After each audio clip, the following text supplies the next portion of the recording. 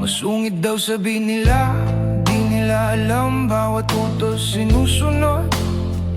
Dahil iyon ang tama, hindi pwedeng magkamali kahit gusto kong umiti.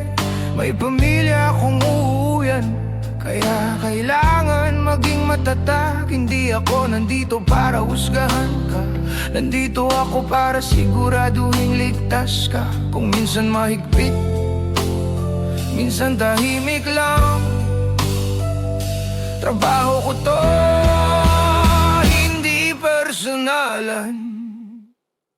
Ako ang gwardiya sa dilim at liwanag, habang tulog ang lungsod, nagbabantay walang pagod.